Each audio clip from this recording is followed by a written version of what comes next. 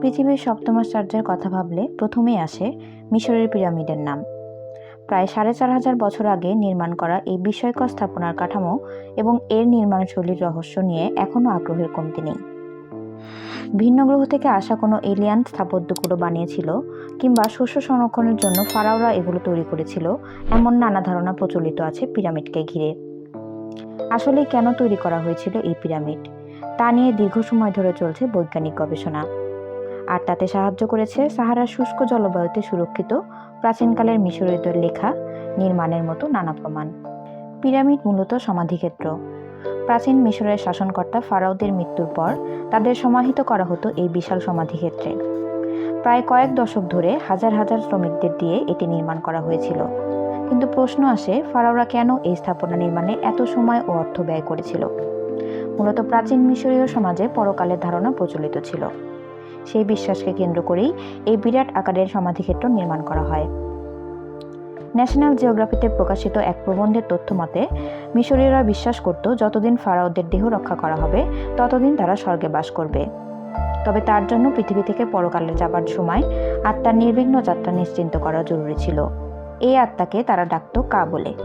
এই কা বেঁচে থাকার জন্য প্রসাদ আকারে খাবার, বিশ্রামের জন্য বিছানা সহ কিছু ব্যবস্থার দরকার ছিল বলে তারা মনে করত। আর সেই কারণেই প্রয়োজন পড়ে পিরামিডের। প্রাচীন মিশরীয়রা বিশ্বাস করত পিরামিডের ভেতরে ফারাওদের কা বেঁচে থাকত, আর তাই ফারাওদের শরীর মমিকরণ করা হতো। তারা এটাও বিশ্বাস করত যে পরপারের যাত্রার জন্য জাগতিক সব ধরনের জিনিসই তাদের প্রয়োজন হবে। তাই ফারাওদের মৃতদেহের সঙ্গে প্রয়োজন মতো ধন সম্পদ দিয়ে দেওয়া হতো। হার্ভার্ড ইউনিভার্সিটির মিশরবিদ পিটার দ্য ম্যানুয়েলিয়ান বলেন, অনেকেই আধুনিক অর্থে জায়গাটিকে কেবল একটি সমাধিক্ষেত্র হিসেবে মনে করেন, কিন্তু এটি তার চেয়ে অনেক বেশি কিছু। এই সুসজ্জিত সমাধিগুলোতে প্রাচীন মিশরীয় জীবনের প্রতিটি দিকের বিস্ময়কর উপস্থাপন রয়েছে।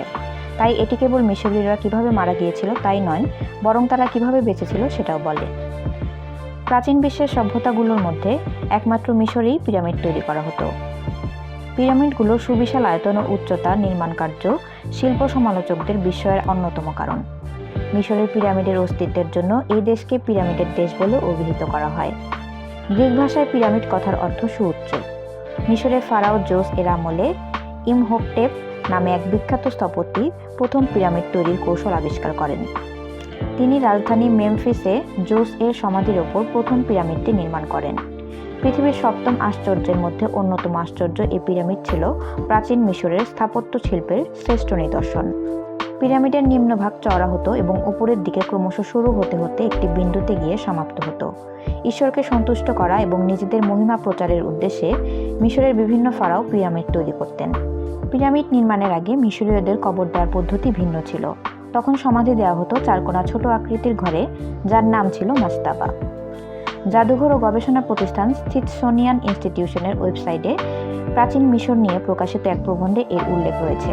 এতে বলা হয়েছে, খ্রিস্টপূর্ব ২৭৮০ অব্দের দিকে ধাপে ধাপে উঠে যাওয়া আকৃতির পিরামিড নির্মাণের জন্য একটির ওপর আরেকটি, এভাবে ৬টি ধাপে প্রথম পিরামিড নির্মাণ করা হয়েছিল।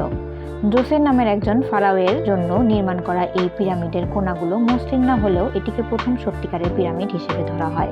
প্রচলিত আছে এই সমাধির নকশাকারের নাম ছিল ইমহোটেপ। তাকেই পিরামিডের প্রথম নকশাকার হিসেবে ধরা হয়। প্রথম পিরামিড নির্মাণের পর পরবর্তী ফারাওরা আরও ভালো এবং বড় আকারের পিরামিড নির্মাণ শুরু করেন। মিশরের অধিকাংশ উল্লেখযোগ্য পিরামিড নির্মিত হয়েছিল খ্রিস্টপূর্ব ২৮০০ থেকে ১৭০০ অব্দের মধ্যে। এই সময়কালকে মিশরের পিরামিডের কাল বলে উল্লেখ করা হয়।